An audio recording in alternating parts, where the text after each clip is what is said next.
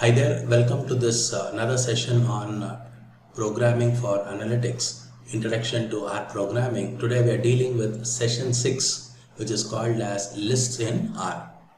Okay, now before we get going, I would like to tell you that if you are interested in getting the notes on this particular session, please do mention your email IDs in the comment box, and I promise you that I am going to email you the notes of this particular session and also the programs what we are executing in this particular session.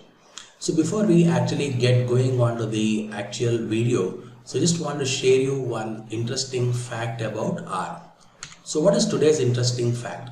So you can see there some of the top companies using R. I think most of you would have heard about these companies like Facebook, Google, Twitter, Ford. Now these are some of the companies which are actually using R programming today. So R is becoming pretty popular. So there is every reason that why you need to learn R. So without wasting much time, let's get into our R studio and see how to create lists in R. Okay, so now I am in the R studio.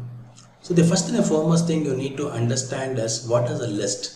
A list is basically a collection of heterogeneous elements.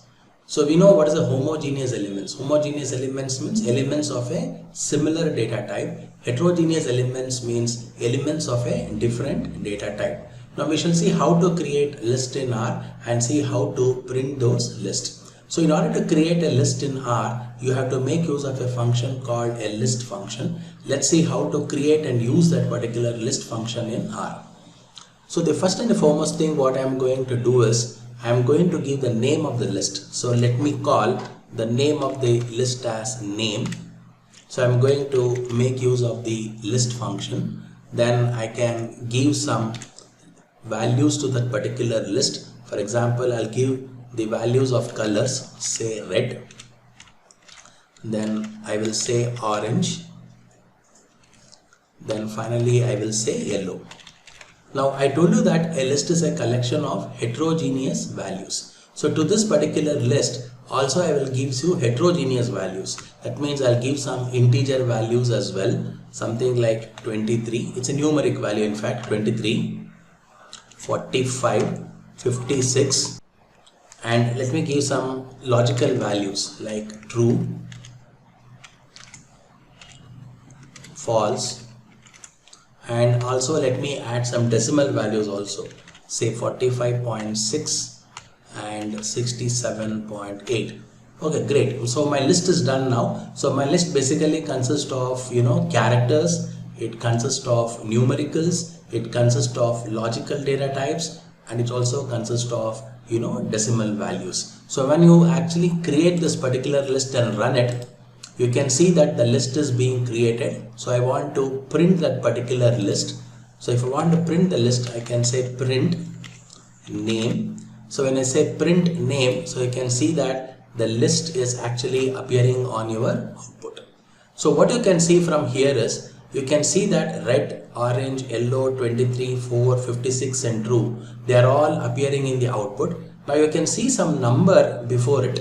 Say for example 1 for red, then you can see 2 for orange, then 3 for yellow. Now this exactly is called as an index number.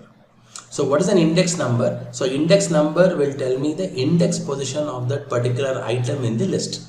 So red is in the index number 1, orange is in index number 2, yellow is in index number 3 and so on. So this index numbers will basically help me to access the elements of the list. So now you have understood how to create a list in R. Now the next thing is you also need to understand a list can also have a multi-valued vector object. So how do you create a multi-valued vector inside that particular list? So let us create another list here. For example, say name 1. I'll say name 1.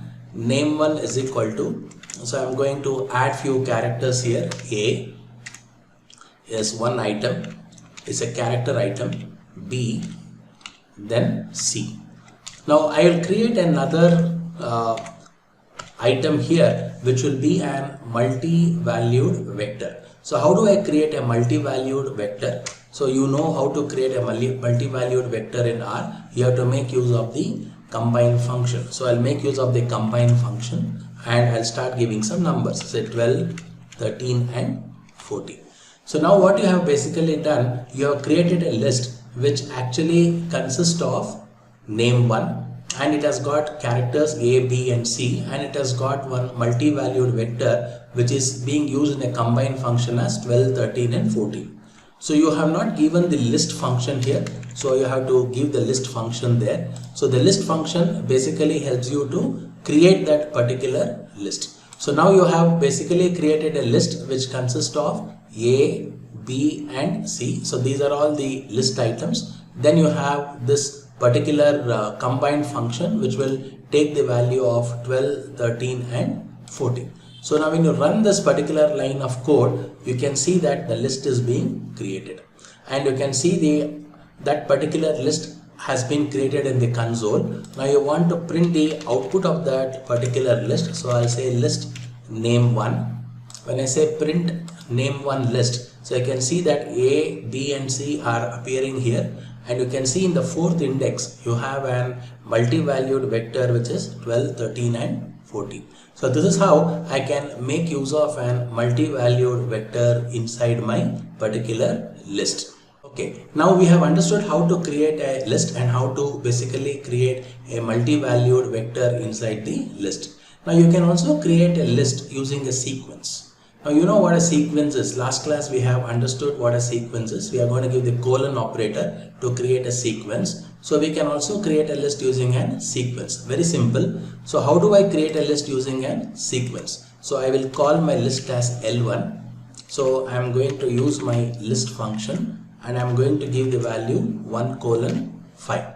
So when I give this value 1:5, what does it mean? It is going to create a list from number 1 to number 5. So it is going to give me a list of numbers from 1 to 5. So let us first execute this particular line of code. You got the list now. Now let me print this particular list called L1. So when I print this particular list called L1, so you can see that you are getting it as 1, 2, 3, 4 and 5. Now let me create another list. I will call it as L2. L2 is equal to, then I'll say list of say 10:14, and I will also print the list L2. So let me execute this line and this line. So you're getting 10, 11, 12, 13 and 14. So now you have created two lists. L1 list which has got numbers from 1 to 5 and L2 list which has got numbers from 10 to 14. Now I want to perform some arithmetic operation on this particular list. Let us see if we can add these two lists. So what I will try and do now is I will try and see if I can add L1 and L2. Basic arithmetic operation, I am trying to add the contents of L1 and L2. So if I try and run this, it will give me an error. The reason is you cannot directly perform arithmetic operators on list. So what you have to do now? You have to convert this list into a vector object. So how do I convert this list into a vector object? In order to do that, you have to use a method called unlist. So what is an unlist method? An unlist method is a method which converts the list into a vector. So using the vector, you can perform any kind of arithmetic operations. So first we shall convert this L1 and L2 into vectors. So how do we do that? So very simple. So what I will do here is I will create one vector called vector 1. So of this vector 1, I will say vector 1 is equal to unlist of L1 and vector 2 is equal to unlist of L2. So now I have taken these two lists L1 and L2 and I have used the unlist function and I have converted them into vector 1 and vector 2. Remember, vector 1 and vector 2 are also objects. Now what I can do, I can say vector 1 plus vector 2. I am trying to add these two vectors and we'll see whether it is getting me the result or not. First let me clear this console. So first let me convert this L1 into vector 1, L2 into vector 2. Now I am adding V1 plus V2. So I am getting the output as 11, 13, 15, 17 and 19. So it is successfully adding the contents of L1 and the contents of L2. So that is how I basically use vector arithmetic on my list. So the basic idea is to convert the list into vectors and then perform the arithmetic operations. So today, so far you have learnt about how we create a list and how we add atomic values to a list, and finally how do you perform vector arithmetic operations on a particular list. So the next important thing is I want to actually append a value to a list. So what is the meaning of appending?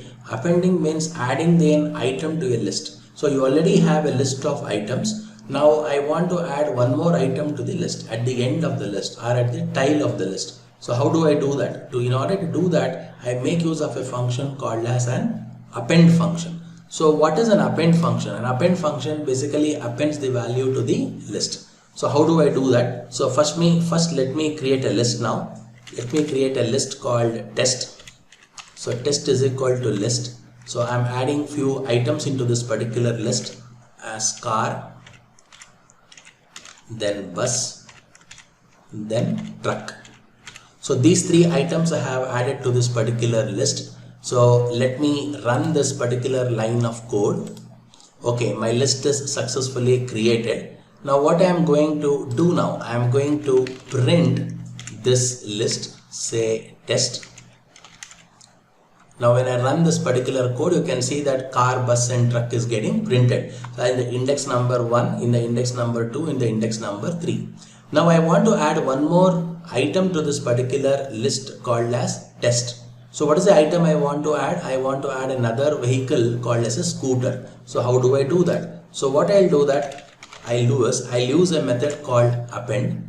Then I'm going to use the name of the list called as test, and I'm going to pass the value as scooter. So when I run this line of code, you can see that the scooter automatically gets added to that particular list. So this is the way you basically add an item to the list. Always remember, the function append will always add items to the end of the list or at the tail part of that particular list.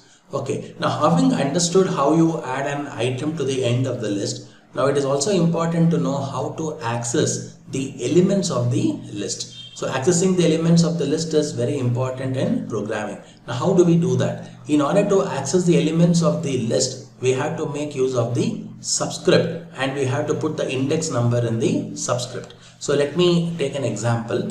Now you have already created this particular list called as test.